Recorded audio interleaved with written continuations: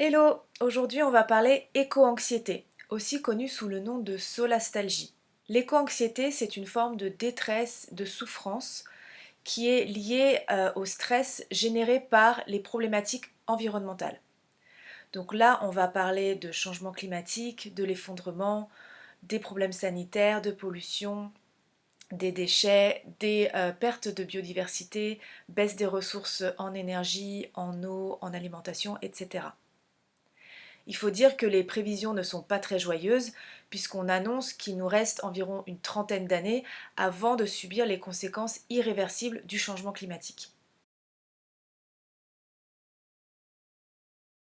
L'éco-anxiété, c'est pas quelque chose à prendre à la légère, puisque c'est parfois associé au stress post-traumatique. Dans l'éco-anxiété, on retrouve un cocktail de plein de sentiments. On va avoir un sentiment d'impuissance face à l'urgence climatique, un sentiment de colère, de frustration face à l'inaction de certaines personnes et en particulier des pouvoirs publics, un sentiment d'épuisement parfois dans notre engagement personnel, le fait d'avoir mis en place des actions pour modifier nos comportements, nos habitudes de vie, notre consommation, et de toujours vouloir en faire plus, ou encore de voir que l'on fait beaucoup et que d'autres personnes ne font rien. Un sentiment bien évidemment aussi de culpabilité, déjà dans la réalisation de notre responsabilité en tant qu'individu, mais aussi encore une fois dans le fait de parfois se dire que ce n'est pas assez, dans la comparaison aussi qu'on peut peut-être faire avec d'autres personnes engagées, et donc de se sentir coupable.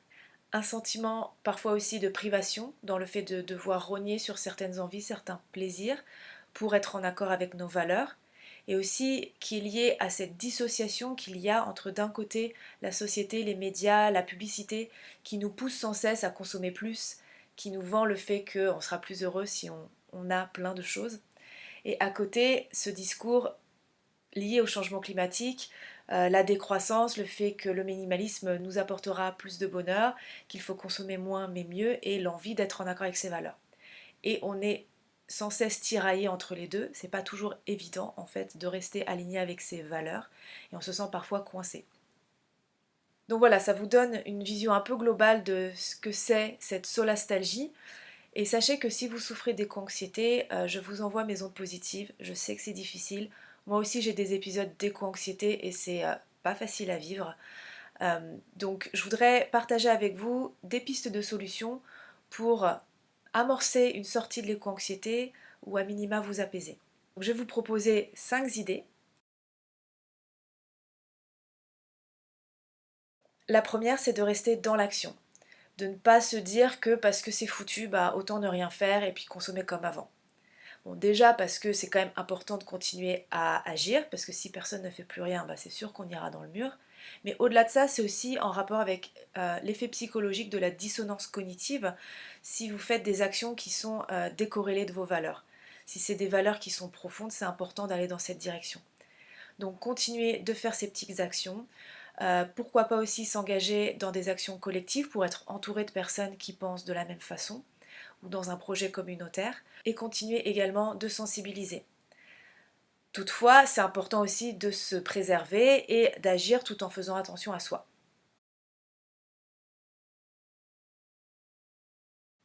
Ce qui m'amène à la deuxième piste, qui est d'être indulgent avec soi-même et avec les autres. Donc de s'autoriser des écarts, parce qu'on est des êtres humains, de ne pas se comparer et de se féliciter des actions qu'on met déjà en place. On a parfois tendance à oublier le chemin qu'on a parcouru et tout ce qu'on fait déjà en se focalisant sur ce qui manque et sur ce qu'on ne fait pas. La troisième chose, ça va être d'accepter que vous ne sauverez pas le monde à vous tout seul, d'enlever un peu ce poids de vos épaules, parce que faire sa part, ce n'est pas faire la part des autres. On peut contrôler uniquement soi-même et pas les autres. Tout ce qu'on peut faire, c'est incarner nos valeurs et rayonner ça et par effet ricochet, faire prendre conscience aux autres de la nécessité d'agir. Mais on ne peut pas agir à la place des autres. Oui, c'est frustrant, mais c'est comme ça.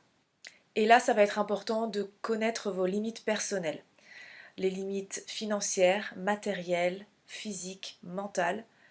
Ça nécessite un petit travail sur soi, mais c'est important de le faire pour savoir jusqu'où on est capable d'agir et où se situe cette frontière.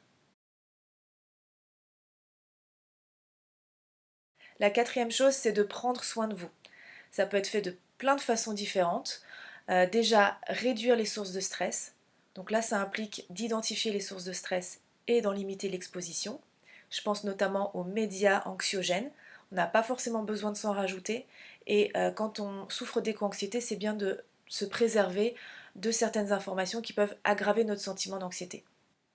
Ensuite, il va y avoir renouer avec les plaisirs, s'entourer de personnes bienveillantes. Donc là, ça va être faire des choses qui nous font du bien, des activités qui nous nourrissent, s'entourer de personnes aussi qui nous nourrissent. Comme je le disais tout à l'heure, ça peut être s'entourer de personnes qui pensent comme nous, avec lesquelles on peut peut-être monter un projet. En tout cas, de s'éloigner au maximum des sources qui vont nous drainer et se rapprocher de ce qui va nous apporter de l'énergie. L'activité physique, c'est aussi un bon moyen parce que ça nous permet de nous mettre en mouvement et aussi de libérer certaines hormones du bonheur. Donc ça peut être des pratiques un peu intenses, aller courir ou faire quelque chose de cardio, ou encore des pratiques plus relaxantes comme le yoga ou les pilates pour s'apaiser. C'est important aussi d'avoir une bonne hygiène alimentaire, mais là je pense que je vous apprends pas grand-chose. Si vous êtes déjà intéressé par l'écologie, généralement l'alimentation, c'est pas un terrain inconnu. Donc là, ça va être de continuer d'avoir une alimentation qui va être riche en légumes, en oméga 3, en magnésium, en protéines végétales par exemple. On va aussi limiter les excitants comme le sucre, le café, l'alcool et tout ce qui est produit industriel. On peut aussi se tourner vers certaines plantes qui ont des actions relaxantes et calmantes. On va avoir notamment l'aubépine, la bourrache, la camomille, la catère, la lavande, la mélisse, la valériane. Donc des plantes qui calment le système nerveux, qui calment le stress, qui permettent de mieux dormir, de se relaxer. On peut aussi se tourner vers des plantes plus fortes qui vont avoir des propriétés antidépressives ou adaptogènes. Ça veut dire qu'elles s'adaptent aux besoins du corps. Là, je pense notamment au millepertuis, au safran, à la rhodiola, au griffonia, à l'ashwagandha ou au ginseng. Par contre, si vous souhaitez vous orienter vers ces plantes, je vous recommande vraiment de consulter un ou une spécialiste, que ce soit en phytothérapie, un médecin ou naturopathe, parce qu'il peut y avoir des contre-indications. Et c'est souvent contre-indiqué si vous prenez des médicaments de synthèse pour traiter l'anxiété et la dépression. Et enfin, pour prendre soin de soi, on peut aussi s'orienter vers des pratiques de relaxation pour s'apaiser.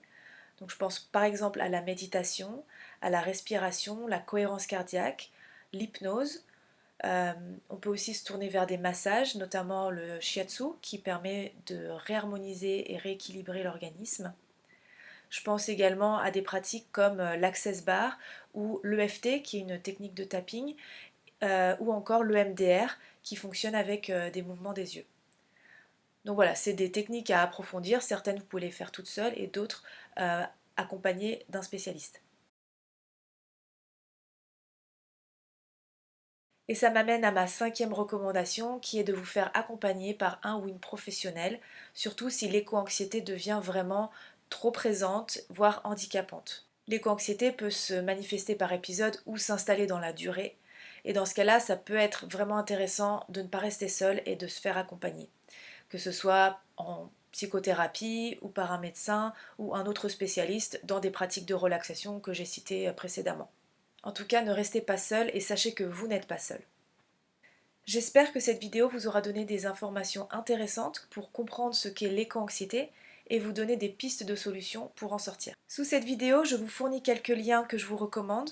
Il y a une chaîne de méditation que j'adore et que je pratique régulièrement, qui permet de se mettre à la méditation de manière douce. Une chaîne d'hypnose qui est spécialisée dans l'éco-anxiété. Un groupe Facebook de soutien sur l'éco-anxiété.